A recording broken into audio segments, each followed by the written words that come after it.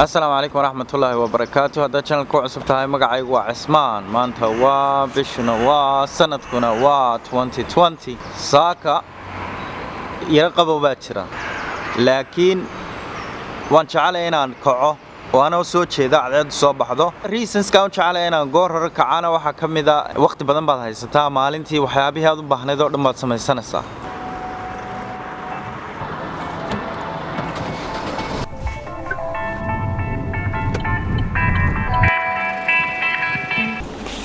waxyaabaha aan ugu jecelahay waxa kamid ah inaan goor hore kaco quraacdii baan xilli fiican cunaa dabadna anigoo saacado badan joogay oo mar hore quraacday ay qadadii gaadha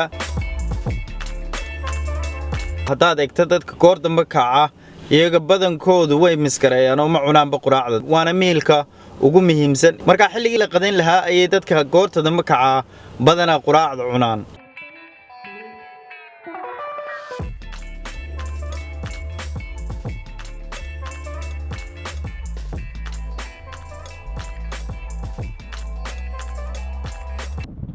very windy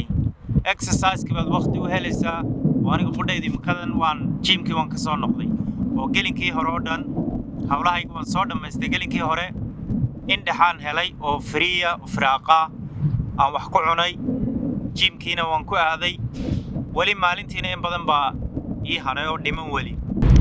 طبيل وعالم بدعسا وقبو دحان وحك استار دعيا سيدا مركا يقول صورتك الشاء إن عن كعق جور هره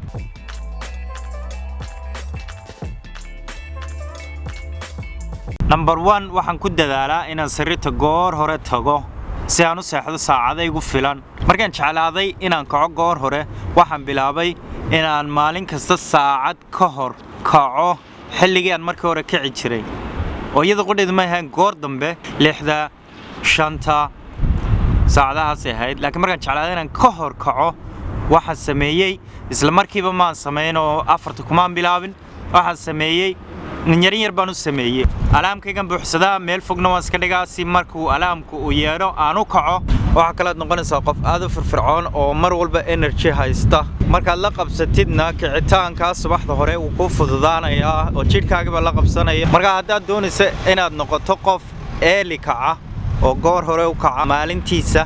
waxa muhiim ah inaad isku daydo steps kan mid marka koobaad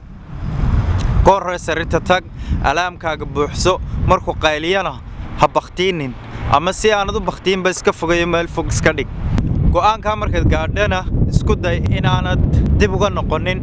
oo isku day inaad samayso ugu yaraan 5 cisho isdaba socda inaad samayso isku day